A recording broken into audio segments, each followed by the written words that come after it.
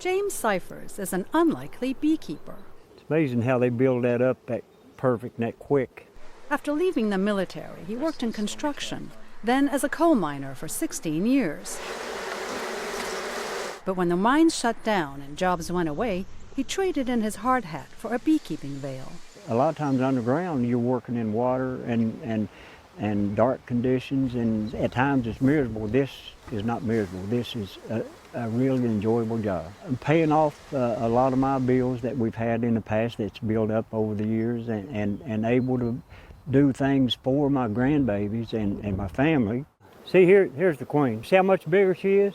Cyphers found his job through the Appalachian Beekeeping Collective, a nonprofit that teaches displaced workers and other low-income residents looking to earn extra income how to become beekeepers. Shake it a little bit. Just shake it a little bit. Do it really hard, but go ahead and shake it. After completing a free 5-week program, aspiring beekeepers are given bees, hives, and all the necessary supplies they need to get started.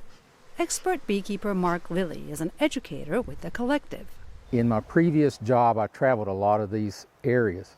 So for the past 30 years, I've watched them slowly die. So you see the people now have like hopelessness. So if we can teach a family to maybe generate $3,000 to $5,000 of additional income, if you're only making $30,000, that's a huge improvement in your lifestyle. Just trying to get away from it. Veteran Mike Davis has discovered the many other benefits of beekeeping. It gives you something to look forward to on a daily basis. You're anticipating the growth of your hive. But I equate it even with my spiritual side. The bees are just not only calming, it's just like similar to dogs that other people have. I have that same affection for my bees. And he says this is the ideal place for them. This area of southern West Virginia is the largest forage in the world. We don't have pesticides, insecticides, because we don't have commercial farming. So we have the trees. We have a lot of water. The conditions are great for the bees.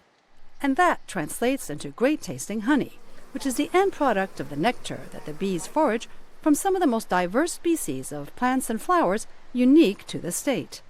Terry Giles is with Appalachian Headwaters, which oversees the Beekeeping Collective.